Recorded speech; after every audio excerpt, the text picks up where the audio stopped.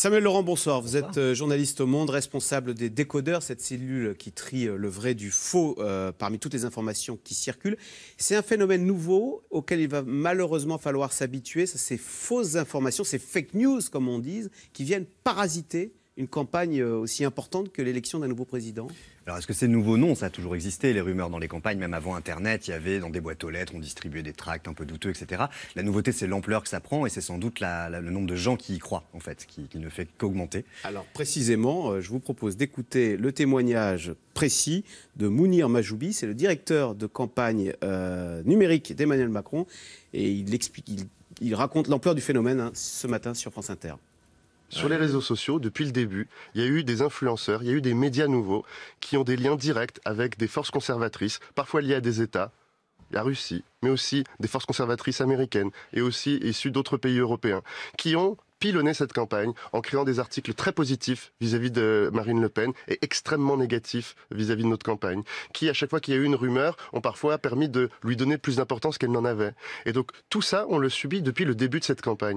Alors, quelles sont-elles, ces rumeurs? On a tous en tête, évidemment, le faux compte, enfin, le compte bancaire caché qu'aurait eu Emmanuel Macron aux Bahamas. Alors ça, c'est celle qui est apparue donc, juste dans l'entre-deux tours, qui est partie des réseaux américains. C'est ça qui est intéressant dans cette liste, c'est qu'il y a une forme de mondialisation, en fait, de ce conservatisme, que raconte un peu Mounir Majoubi.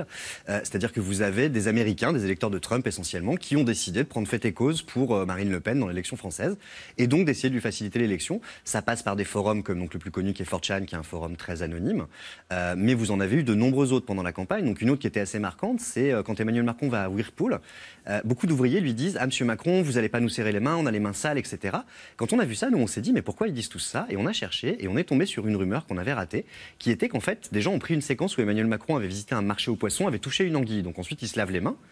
Et des gens ont monté cette séquence où il se lave les mains. Avec une lingette dans la voiture. Pour expliquer qu'en fait, il avait touché du poisson. À chaque fois qu'il touchait des pauvres ou qu'il parlait aux pauvres. Et ça a été récupéré, voilà. On a dit, dès qu'il touche un pauvre, ensuite il prend une lingette. Exactement. Et du coup, les ouvriers de Whirlpool avaient visiblement vu cette rumeur et cette fake news et l'ont ressorti à Emmanuel Macron. Et on peut en sortir comme ça. Bon, il y en a évidemment sur sa sexualité, sur son épouse. Enfin, Emmanuel Macron a été particulièrement la cible, comme il était un peu le candidat favori, donc celui sur lequel tout le monde a tapé. C'est vrai que c'est celui sur lequel les rumeurs se sont plus concentrées. Il y a ce chiffre, je ne sais pas, il vaut ce qu'il vaut, c'est une étude britannique qui dit que 24% des contenus liés à la campagne présidentielle sur les réseaux sociaux seraient liés à des fake news, à des fausses nouvelles. Oui, c'est possible. Bon. C'est toujours difficile. Alors, d'abord, pourquoi est-ce qu'elles se propagent autant? Pourquoi est-ce qu'on y attache tant d'importance? Parce que souvent, on voit bien que c'est grossièrement faux, non? Nous, on le voit. Par exemple, les ouvriers de Whirlpool, ils ne le voient pas. Le problème, c'est qu'on est dans un monde où les médias sont tellement détestés que quelque part, ce qui vient d'Internet vient du hors-système et donc ne peut qu'être vrai puisque c'est caché par les médias. C'est d'ailleurs une rhétorique que vous avez tout le temps. C'est si les médias vous le cachent, c'est que c'est vrai. À la veille du premier tour, ça se nourrit d'une défiance vis-à-vis des médias traditionnels, bien sûr. C'est une des clés, un des terreaux de la chose. Une défiance qui, par ailleurs, est entretenue complètement par les candidats. Donc de François Fillon à Jean-Luc Mélenchon, candidats qui ne cessent de dire les médias mentent sur mon compte, les médias vous cachent la vérité, allez vous informer ailleurs. Et quelque part, vous allez dire aux gens, ne vous informez plus par les médias, ne leur faites plus confiance, allez lire des choses sur Internet. Et en fait, qu'est-ce qui se passe? C'est pas que les gens font confiance à ces sites inconnus, c'est surtout que comme ils se méfient de tout, on finit par ne croire que ce qui vous plaît. Donc si vous êtes opposé à Emmanuel Macron, croire qu'il se lave les mains dès qu'il voit un pauvre, voilà, ça va vous... Il y a un plaisir un peu malsain, une rumeur, je sais pas, sur la sexualité d'un tel. On ne peut pas s'empêcher de cliquer, même si on sait que ça va être grossièrement faux, on clique. C'est ça. Puis surtout, les titres sont faits pour vous accrocher, c'est fait pour vous interpeller, et c'est fait pour vous attirer. Alors, quel impact maintenant? Parce que Alain Juppé dit, moi, j'ai sous-estimé ces fake news. Là, il y avait des trucs sur Ali Juppé, là, comme quoi il serait complaisant vis-à-vis des réseaux islamistes.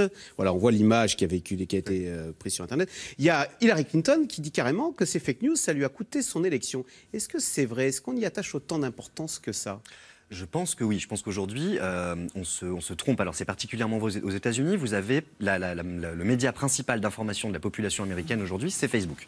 Donc, à partir de là, il faut bien voir que sur Facebook, quand vous êtes sur Facebook, une rumeur qui va passer, qui va être tweetée par votre beau-frère, qui va la publier, elle aura le même poids qu'un article d'un journal. Et pour la plupart des gens, finalement, quand ça a l'air d'être un journal sérieux et que c'est écrit à peu près sérieusement sans faute, c'est toujours difficile de faire la différence. On ne connaît pas tous les médias, on ne sait pas si ça peut être sérieux ou pas. Donc, encore une fois, on va se fier à ce qui nous plaît. et vous allez... calomnier, il en restera toujours quelque chose. Et exactement, de toute façon, même une fois que la rumeur est démentie, les démentis en général font pas autant de clics que la rumeur. Alors, qui est derrière vous? Tout à l'heure, vous parliez de... Alors, ce serait quoi? L'extrême droite américaine qui s'intéresserait à l'élection française? Quels sont les réseaux? Est-ce que ce sont les pros ou amateurs? Il y a plusieurs choses. Il y a d'une part, pour la France, il y a plein de militants qui font ça de manière de plus en plus sophistiquée et pointue, avec des outils. Internet vous permet assez facilement de faire un site ou de faire une vidéo ou de faire un peu ce que vous voulez. Ça, c'est comment dirais-je, l'artisanat du fake, j'ai envie de dire. Et après, vous avez effectivement des acteurs beaucoup plus importants. Donc, on cite souvent la Russie, même si c'est difficile de prouver directement que c'est bien l'État russe. Mais en tout cas, il y a des hackers russes et c'est un savoir-faire russe que de savoir manipuler les campagnes. Et puis, vous avez cette espèce de révolution conservatrice mondiale, effectivement, avec notamment les activistes pro-Trump. Donc là, dans les dernières rumeurs sur Emmanuel Macron, ce sont des activistes pro-Trump qui sont à la manœuvre, qui sont notamment des espèces de blogueurs qui maintenant sont d'ailleurs en pignon sur rue, puisque le blogueur qui a révélé la rumeur, il est maintenant à la Maison-Blanche, il est accrédité à la Maison-Blanche. Donc il y a aussi un jeu de l'administration Trump par rapport à ça qui est assez inquiétant et assez dangereux. Mais ce sont des gens qui sont des militants en campagne, mais qui, pour le coup, sont dans une campagne beaucoup plus pro, avec beaucoup plus de moyens, donc ils peuvent aller beaucoup plus loin. Et alors, qu'est-ce qu'on peut faire pour lutter contre ça? Vous disiez qu'aux États-Unis, de plus en plus, les gens s'informer sur Facebook. Bon, c'est sans solution. Alors, à la fin, on a la démocratie qu'on mérite, hein, non? Moi, je crains qu'on soit appelé à vivre dans un monde où, effectivement, ça va être compliqué parce que la vérité va être quelque chose de plus en plus relatif. Après, il y a des solutions. Je pense qu'une des solutions, c'est d'apprendre à s'informer et d'apprendre à le faire comme un journaliste. Nous, on a des réflexes journalistiques que tout le monde n'a pas, qui sont basiquement croiser les sources. Quand vous voyez une information qui vous étonne, qui vous paraît bizarre, allez vérifier si un deuxième journal publie la même. C'est des choses bêtes comme ça.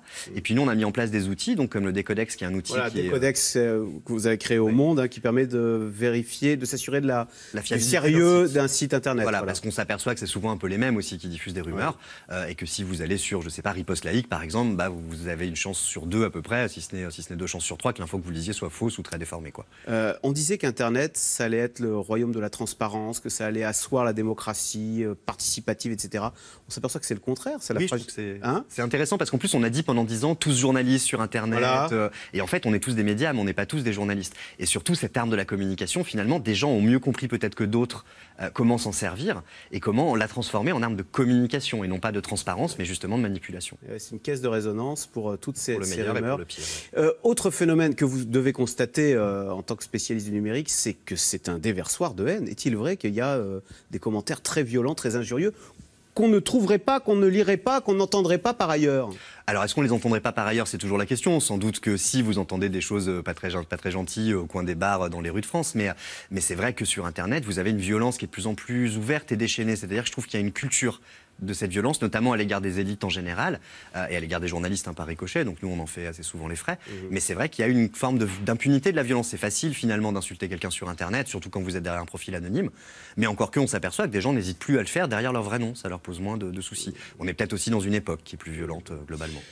Si ces fake news peuvent se propager aussi rapidement, c'est qu'elles sont bien faites en ce sens que souvent, il y a une part de vérité, où il y a quelque chose de vrai et qui est présenté d'une façon... Non, je dis ça parce qu'il y a l'exemple de la prime des journalistes. Les journalistes font 7 600 € de moins. Alors on dit que c'est la prime Macron et que si on vote Macron, si les journalistes défendent Macron, je dis ça parce que c'est ma belle-mère qui me l'a dit, c'est parce que vous avez touché la prime. Vous pourrez lui dire à votre belle-mère. Voilà, moi j'ai la même rumeur sur Hollande en 2012, exactement la même. Voilà. Sarkozy voulait supprimer cette prime, en fait Hollande l'a maintenue, c'est pour ça que les journalistes sont gentils avec lui. Et je pense que vous la trouverez sur Sarkozy. Voilà. Et donc le vrai, c'est que cette prime existe, mais elle existe depuis des années et sous toutes les mandatures. Des années 20, je crois. Ouais. Voilà, et on l'attribue. Voilà, c'est une exonération, c'est une exonération d'impôt. Merci beaucoup Samuel Laurent. Voilà, vous voyez, on a même parlé de votre métier, de notre métier de journaliste. Vous êtes responsable du décodeur au Monde et on peut aller sur le Décodex, donc qui valide le sérieux des sites internet. Tout de suite, Caroline Roux, c'est dans l'air, qui revient sur les 428 candidats pour l'élection législative qui ont été dévoilés aujourd'hui, candidats donc sous l'étiquette En Marche. Qui sont-ils? D'où viennent-ils? Quel est le sort réservé à Manuel Valls? C'est dans l'air, est intitulé ce soir Macron. Fini les pros de la politique? Point d'interrogation.